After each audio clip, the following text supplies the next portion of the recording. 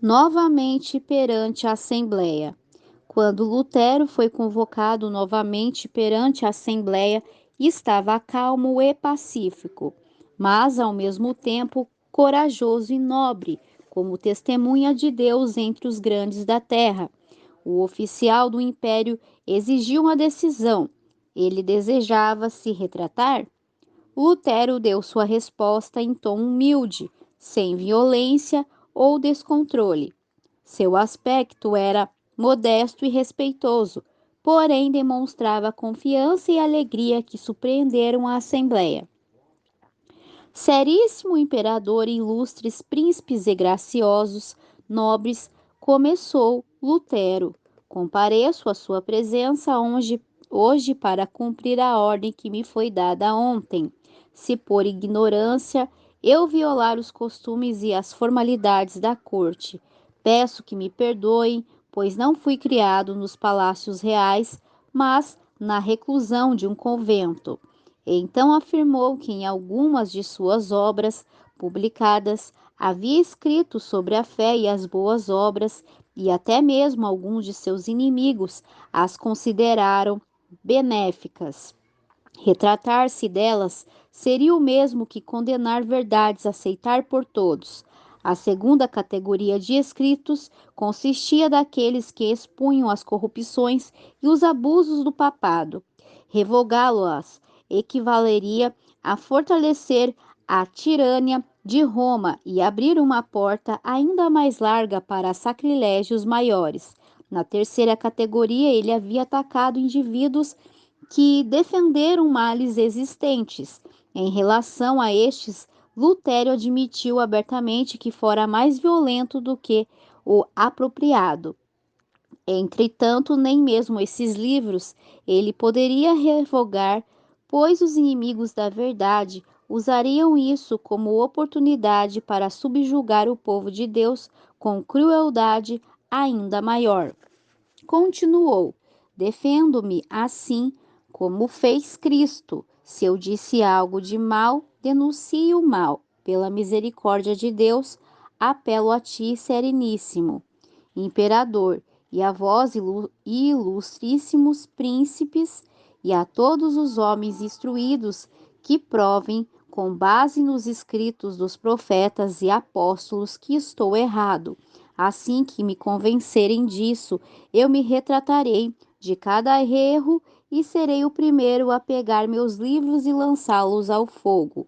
Longe de Longe de me sentir desanimado, eu me alegro ao ver que o Evangelho é hoje, assim como no passado, causa de perturbação e dissensão. Esse é o caráter e o destino da palavra de Deus. Não pense que vim trazer paz à terra. Não vim trazer paz, mas espada, disse Jesus. Tomem cuidado para que, achando que estão dando fim a todas as disseções, não persigam a santa palavra de Deus, trazendo sobre vocês um temível dilúvio de perigos intransponíveis, desastres presentes e desolação eterna. Lutero havia falado em alemão. Em seguida pediram que repetisse as mesmas palavras em latim. Mais uma vez ele fez seu discurso com a mesma clareza de antes. A orientação divina o guiou nisso. Erros e superstições tanto havia cegado muitos dos presentes que, o princípio, eles não reconheceram a força do raciocínio de Lutero. A repetição, porém, permitiu que entendessem claramente as ideias apresentadas. Aqueles que teimosamente fecharam os olhos à luz ficaram enfurecidos com o poder das palavras de Lutero. O porta-voz da Assembleia disse irado: Você não respondeu à pergunta que lhe foi feita. Deve dar uma resposta clara e precisa. Vai se retratar ou não? O reformador respondeu: Já que Sua Serena Majestade e Suas Altezas exigem de mim uma resposta clara, simples e precisa, eu lhe darei, e é a seguinte: não posso sujeitar minha fé nem ao Papa, nem a concílios, pois é tão claro quanto a luz do dia que eles erraram com frequência e contradisseram uns aos outros, a menos que eu seja convencido pelo testemunho das Escrituras. Pois não é seguro para um cristão falar contra a sua consciência. Aqui estou, não há nada mais que possa fazer, que Deus me ajude. Amém. Assim se posicionou o justo homem, sua grandeza e pureza de caráter, sua paz e alegria de coração, deixaram claro para todos que ele testemunhava da superioridade da fé que vence o mundo.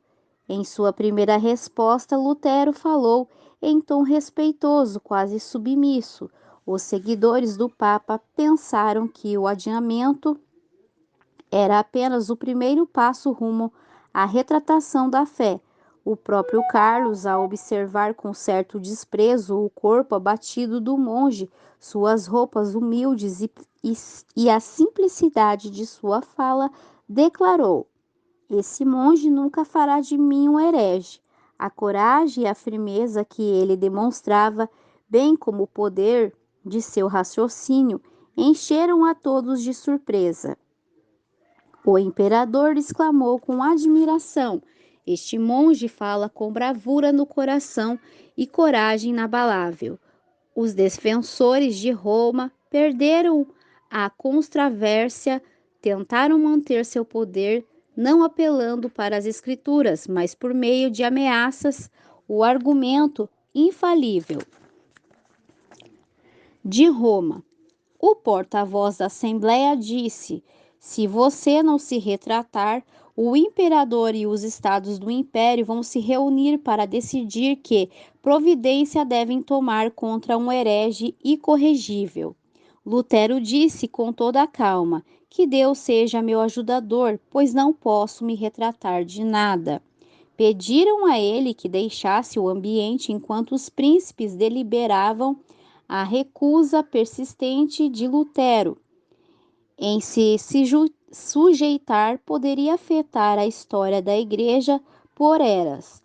Decidiram dar a ele mais uma oportunidade de se retratar.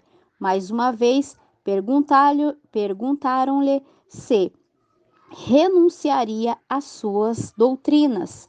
Não tenho outra resposta a dar além daquela que já pronunciei, disse ele. Os líderes papais ficaram pasmos ao ver que o poder deles não intimidou um humilde monge. Lutero havia falado com toda a dignidade e calma cristã.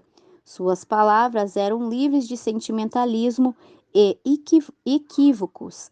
Ele perderá a si mesmo de vista, sentindo apenas que estava na presença daquele que é infinitamente superior a papas, reis e imperadores. O Espírito de Deus se fez presente, impressionando o coração dos chefes do império. Vários príncipes reconheceram com ousadia que a causa de Lutero era justa. Outro grupo não expressou as próprias convicções, porém no futuro se tornaram defensores destemidos da reforma. O eleitor Frederico ouviu o discurso de Lutero com profunda emoção. Com alegria e orgulho, testemunhou a coragem e calma do doutor e decidiu-se posicionar com firmeza ainda maior em defesa de Lutero. Viu que o poder da verdade havia derrotado a sabedoria de papas, reis e autoridades eclesiásticas. Quando o representante do Papa viu o efeito que o discurso de Lutero havia provocado, decidiu usar todos os meios a seu dispor para ocasionar a queda do reformador. Com eloquência e habilidades diplomáticas, ele apresentou ao jovem imperador o perigo de sacrificar a amizade e o apoio de Roma pela causa de um monge insignificante.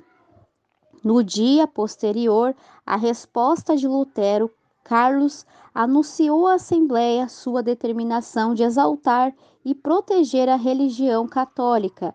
Tinha a intenção de usar medidas vigorosas contra Lutero e às heresias que ele ensinava. Sacrificarei meus reinos, meus tesouros, meus amigos, meu corpo, meu sangue, minha alma e minha vida. Mas tratarei tanto ele quanto seus seguidores como hereges, obstinados por meio de excomunhão, banimento oficial e todos os meios calculados para destruí-los. Contudo, declarou o imperador, o salvo-conduto de Lutero deveria ser respeitado. Ele precisaria ter a permissão de voltar para casa em segurança. Salvo-conduto ameaçado. Mais uma vez, os representantes do Papa exigiram que o imperador desconsiderasse o salvo-conduto de Lutero. O Reno deve receber suas cinzas, assim como recebeu as de João Hus há um século, mas os príncipes da Alemanha, conquanto fossem inimigos confessos de Lutero, protestaram contra tamanha violação da fé pública. Lembraram os desastres que sucederam à morte de Hus. Não ousariam trazer sobre a Alemanha a repetição daqueles terríveis males. Respondendo à proposta infame, Carlos disse: mesmo que a hora e a fé desapareçam do mundo inteiro, elas ainda encontrarão um refúgio no coração dos príncipes. Os inimigos papais de Lutero continuaram a incitá-lo a tratar o reformador assim como Sigismundo fizera com Hus, mas recordando a cena na qual, em assembleia pública, Hus apontou para suas cadeias e lembrou o monarca de suas promessas de salvo-conduto. Carlos V declarou: eu não gostaria de coroar como Sigismundo. No entanto, Carlos rejeitou deliberadamente as verdades que Lutero apresentou. Ele não se disporia a sair do caminho dos costumes para trilhar a vereda da verdade e da justiça, assim como seus pais. Ele também defenderia o papado. Ao fazê-lo, rejeitou aceitar a luz que ia além daquela que seus pais haviam aprendido. Muitos hoje se apegam às tradições de seus antepassados. Quando o Senhor envia mais luz, recusam-se a aceitá-la porque seus pais não o fizeram. Deus não poderá nos aprovar se olharmos para nossos pais a fim de decidir qual é o nosso dever, em vez de examinar a palavra da verdade por nossa conta. Prestaremos conta pela luz adicional da palavra de Deus que agora brilha sobre nós. Por meio de Lutero, o poder divino havia falado ao imperador e aos príncipes da Alemanha. O Espírito de Deus suplicou com muitos pela última vez naquela assembleia. Assim como Pilatos fizera séculos antes, Carlos V cedeu ao orgulho humano e resolveu rejeitar a luz da verdade. As ameaças contra Lutero circulavam por toda parte, despertando comoção em toda a cidade. Cientes da crueldade enganosa de Roma, muitos amigos resolveram impedir que o reformador fosse sacrificado. Centenas de nobres se comprometeram a protegê-lo. Cartazes foram colocados nas portas das casas em espaços públicos, alguns condenando Lutero, outros o defendendo. Um deles trazia as significativas palavras: Ai de ti, ó terra, cujo rei é criança. O entusiasmo popular a favor de Lutero convenceu o imperador e a Assembleia de que qualquer injustiça cometida contra ele colocaria em risco a paz do império e a estabilidade do trono. Frederico da Saxônia escondeu cuidadosamente seu real sentimento em relação a Lutero. Ao mesmo tempo, guardou o reformador com vigilância constante, observando seus movimentos e os de seus inimigos. No entanto, muitos outros não esconderam sua simpatia em relação a Lutero.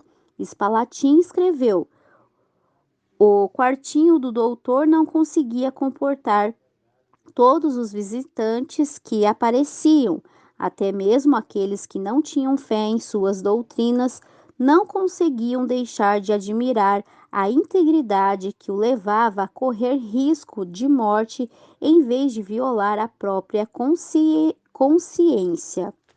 Alguns tentaram avidamente induzir Lutero a concordar em fazer concessões a Roma.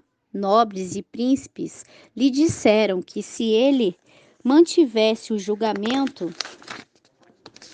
contra a igreja e os concílios, seria banido do império e não teria defesa alguma. Mais uma vez insistiram para que se sujeitasse ao juízo do imperador. Assim, ele não teria nada a temer. Em resposta, Lutero disse: "Consinto de todo o coração que o imperador, os príncipes e até mesmo o mais vil cristão examinem e julguem minhas obras, mas com uma condição: que usem a palavra de Deus como padrão. A humanidade nada mais tem a fazer além de lhe obedecer." Em outro apelo disse: "Consinto em renunciar a meu salvo-conduto, coloco minha pessoa e minha vida nas mãos do imperador, mas a palavra de Deus nunca." Disse que estava disposto a se submeter a um concílio geral, mas somente se o concílio decidisse de acordo com as Escrituras. No que diz respeito à palavra de Deus, qualquer cristão é tão bom juiz quanto o Papa, mesmo se 1 milhão de concílios ficarem ao lado do Papa. Tanto amigos quanto inimigos finalmente se convenceram de que esforços adicionais para conciliar as duas partes seriam inúteis. Se o reformador tivesse cedido em um único ponto, Satanás e seus anjos teriam conquistado a vitória. Sua firmeza inabalável foi o meio de libertar a igreja. A influência desse homem que ousou pensar e agir por si mesmo afetaria a igreja e o mundo, não só em uma época, mas em todas as gerações futuras. Logo, o imperador ordenou que Lutero voltasse para casa. Sua condenação viria em seguida. Nuvens ameaçadoras pairavam sobre seu caminho, porém, ao deixar Worms, seu coração estava cheio de alegria e louvor. Após a partida, Lutero queria deixar claro que sua firmeza não consistia em rebelião. Escreveu para o monarca: "Estou pronto com a maior disposição para obedecer a Vossa Majestade, em honra ou desonra, para viver ou morrer, sem nenhuma exceção, a não ser a palavra de Deus, pela qual o ser humano vive. Quando há interesses eternos envolvidos, Deus não quer que uma pessoa se submeta a outra. Isso se dá porque tal submissão em questões espirituais acaba sendo uma forma de adoração a qual só pode ser prestada ao Criador." Na jornada partindo de Worms, líderes importantes da igreja receberam de bom grado o monge excomungado e governantes civis honraram um homem a quem o imperador havia denunciado. Insistiram para que pregasse a despeito do banimento imperial. Mais uma vez ele assumiu o púlpito. Disse: "Nunca prometi acorrentar a palavra de Deus, nem o farei." Não muito depois de Lutero partir de Worms, os líderes católicos conseguiram convencer o imperador a promulgar um edito contra ele. O reformador foi denunciado como o próprio Satanás em forma humana e vestido com roupas de monge. Assim que o salvo-conduto expirou, todos foram proibidos de abrigá-lo, de dar-lhe comida ou bebida, ou de ajudá-lo com qualquer palavra ou ato. Lutero deveria ser entregue às autoridades e seus seguidores também seriam presos e perderiam suas propriedades. Seus escritos deveriam ser destruídos e, por fim, todos que ousassem agir de forma contrária ao decreto seriam incluídos em sua condenação. O eleitor da Saxonia e os príncipes mais favoráveis a Lutero haviam partido de Worms pouco depois do Reformador, e o decreto do imperador foi aprovado pela Assembleia, que ainda se encontrava ali. Os apoiadores de Roma não poderiam estar mais felizes. Eles imaginaram que o destino da reforma estava selado. Frederico da Saxonia. Um olho vigilante seguia os movimentos de Lutero e um coração verdadeiro e nobre resolveu resgatá-lo. Deus deu a Frederico da Saxonia um plano para salvar a vida do reformador. Na viagem para a casa, Lutero foi separado de seus companheiros e logo foi levado para o meio da floresta até o castelo de Wallberg, uma fortaleza isolada nas montanhas. Seu esconderijo era um segredo tão bem guardado que nem o próprio Frederico sabia para onde Lutero tinha sido levado. Essa ignorância foi planejada. Enquanto o eleitor não soubesse de nada, não poderia revelar nada. Satisfeito com a certeza que o reformador estava seguro, ele se contentou. Primavera, verão e outono se passaram. O inverno chegou e Lutero permanecia prisioneiro. Aleandro e seus seguidores se vangloriavam de seu sucesso. A luz do evangelho parecia prestes a se extinguir, mas a luz do reformador brilharia com intensidade ainda maior. Segurança em Artiburgo. Na segurança amistosa do castelo de Artiburgo, Lutero se alegrou por se ver liberto do calor e tumulto da batalha. Entretanto, por estar acostumado a uma vida ativa e cheia de conflitos, não conseguia suportar permanecer inativo. Naqueles dias solitários, a condição da igreja se levantou diante dele. Temia ser chamado de covarde por se retirar da luta. Então se repreendeu por ser ocioso e autocondescendente. Ao mesmo tempo, porém, todos os dias ele realizava mais do que parecia possível a um só homem fazer. Sua pena nunca ficou parada. Seus inimigos ficavam pasmos e confusos com as provas tangíveis de que ele continuava ativo. Diversos folhetos de sua autoria circularam pela Alemanha. Ele também traduziu o Novo Testamento para o alemão, de sua Patmos de pedra. Continuou a proclamar o Evangelho por quase um ano e a repreender os erros de sua era. Deus havia retirado seu servo do palco da vida pública, no isolamento tranquilo de seu retiro montanhoso. Lutero foi privado de todo apoio terreno, excluído de louvores humanos. Isso o salvou do orgulho e da autoconfiança que tantas vezes o sucesso traz. Quando as pessoas se alegram na liberdade que a verdade lhe traz, Satanás tenta afastar os pensamentos e as afeições delas de Deus e uni-las a agentes humanos, para que honre o instrumento e ignorem a mão que dirige os acontecimentos que o Senhor escolhe. Com muita frequência, os líderes religiosos que são louvados assim começam a confiar em si mesmos. As pessoas tendem a olhar para eles em busca de orientação, em vez de examinar a palavra de Deus. O Senhor queria resguardar a reforma desse perigo. Olhos humanos procuravam Lutero como um intérprete da verdade. Ele foi retirado de tal maneira que todos os olhos só poderiam se dirigir ao autor eterno da verdade.